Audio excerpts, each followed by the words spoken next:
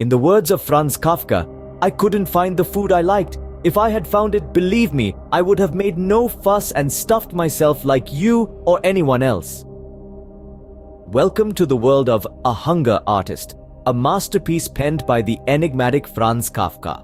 This tale is more than just a story. It's a journey into Kafka's unique perspective on existence, struggle, and the quest for understanding. It's a world where the peculiar becomes the norm, and the norm becomes peculiar. Here, we meet our protagonist, an individual with a most unusual profession. A professional faster. Yes, you heard it right. A person who starves for a living. This profession, as bizarre as it may sound, presents a fascinating paradox. The hunger artist starves not out of necessity, but by choice. His hunger becomes his art, his performance, his identity. In the heart of this paradox, we find the hunger artist in his cage, an embodiment of Kafka's exploration of human existence. The hunger artist's craft, if you can call it that, is to starve. But why and to what end? A hunger artist, by definition, is one who fasts for extended periods, turning their self-imposed starvation into a public spectacle. This particular hunger artist, our protagonist, is no different. But what drives him to this extreme? The hunger artist's motivations are multifaceted and complex. On one hand, he is driven by a personal desire for self-perfection, a pursuit of an ideal that only he seems to understand. He sees his fasting as a form of art, a testament to his willpower and discipline. His hunger is not a symptom of deprivation, but rather a self-imposed condition, a testament to his endurance and resilience. But then, there's the audience. The societal fascination with his fasting is equally compelling. His starvation becomes a spectacle, a show of endurance that draws crowds and stirs emotions. The public is captivated by the spectacle, drawn in by the strange allure of witnessing human suffering. They marvel at his ability to deny himself the most basic human need, food, and in this fascination, they find entertainment. Yet, amidst the applause and awe, the hunger artist remains dissatisfied. The limitations imposed on his fasting, the 40-day cap, the constant surveillance, the doubts cast on his authenticity, they all serve to undermine his artistry. He yearns for more, for the freedom to push his body to its absolute limit, to starve for as long as he pleases, without restrictions or skepticism. The hunger artist's performance then becomes more than just an act of self-denial. It becomes a critique of society itself, of its morbid fascination with suffering, of its inability to comprehend the depth of his commitment. His fasting is not just a spectacle, but a mirror held up to society, forcing it to confront its own voyeuristic tendencies. The hunger artist's performance is a mirror reflecting society's fascination with suffering as spectacle. As with all spectacles, interest wanes. The hunger artist's audience dwindles, his art falls out of fashion. Just like the ebb and flow of the tides, public fascination with the hunger artist begins to recede. His once thriving audience now trickles down to a sparse crowd, fewer eyes watching, fewer hearts captivated. The hunger artist, once the talk of the town, now finds himself at the mercy of a fickle audience, their attention swayed by the next novelty. His manager, the man who once paraded him around like a prized possession, begins to see him as a liability.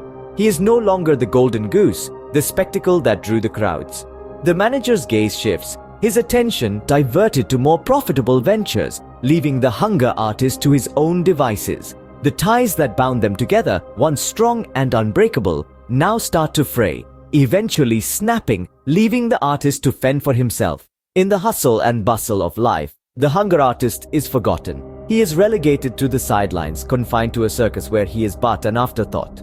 In the midst of the grandeur and spectacle of the circus, the hunger artist is lost, a fading star in a galaxy of wonders. Yet amidst the echoes of laughter and applause that fill the circus, the hunger artist remains committed to his craft. The world may have forgotten him, his manager may have abandoned him, but his hunger, his art, they remain. His passion is undiminished, his spirit unbroken.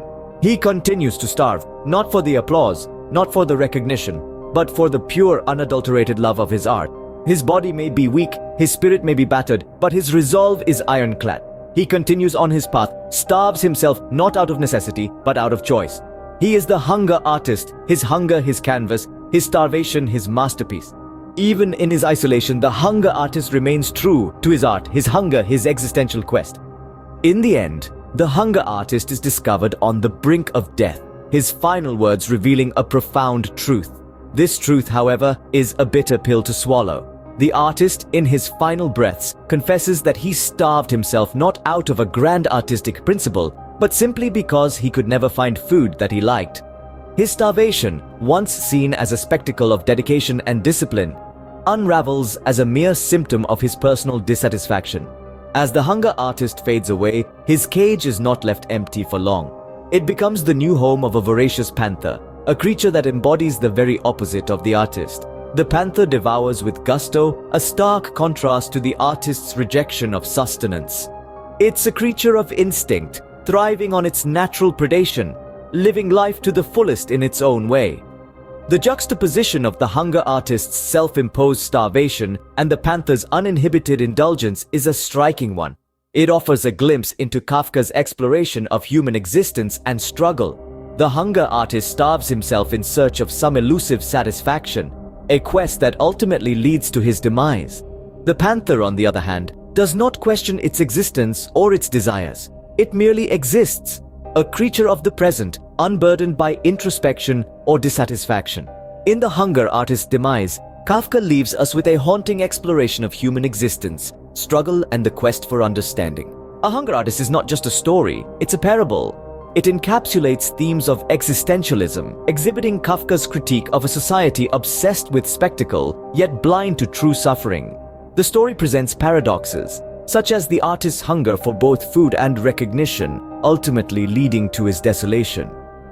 This Kafkaesque parable leaves us questioning the nature of art, suffering, and the human condition. It's a tale that continues to resonate,